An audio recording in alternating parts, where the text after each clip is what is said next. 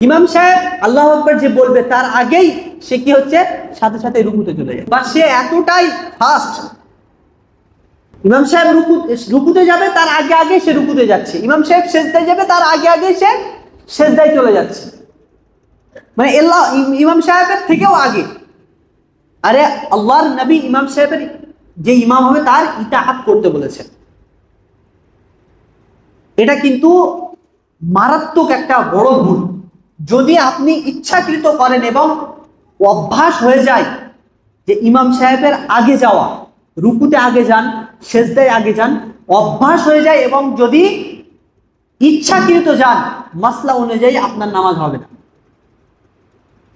মাসলা অনুযায়ী আপনার নামাজ হবে না।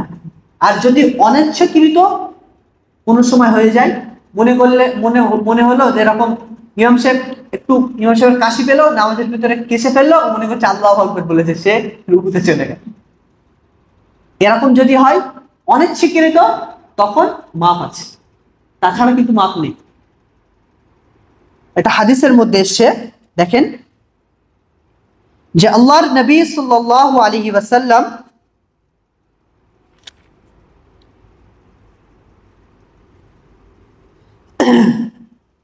আল্লাহর নবী সাল্লাল্লাহু আলাইহি ওয়াসাল্লাম বলছেন, এই হাদিসটা বুখারী শরীফের হাদিস, ইন্নামা জুইলা ইমামু, নিশ্চয় ইমাম যেটা করবে, লিউতিম্মা বিহি, তার ইতাআত অনুসরণ করো, ইমাম যেটা করবে তার অনুসরণ করো।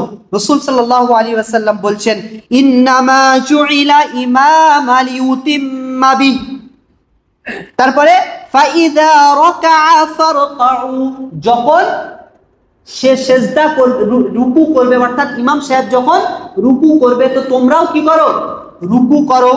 ওয়া ইযা কাব্বারা ফাকাব্বিরু, যখন সে তাকবীর বলবে তখন তোমরা কি করো, তাকবীর বলো।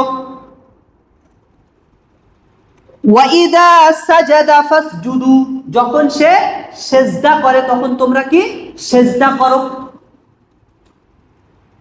এখানে কি, যখন সেজদা করবে সাথে সাথে যাওয়ার কথা বলা হয়েছে, আগে কিন্তু যাওয়ার কথা বলা হয়।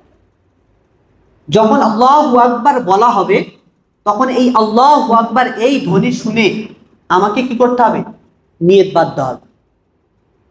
যখন আল্লাহু আকবার বলে রুকুতে যাওয়া হবে তখন আমাকে আল্লাহু আকবার বলে রুকুতে যেতে হবে, আগে পিছনে যেন না হয়, এর দিকে আমাদের অবশ্যই খেয়াল রাখতে হবে।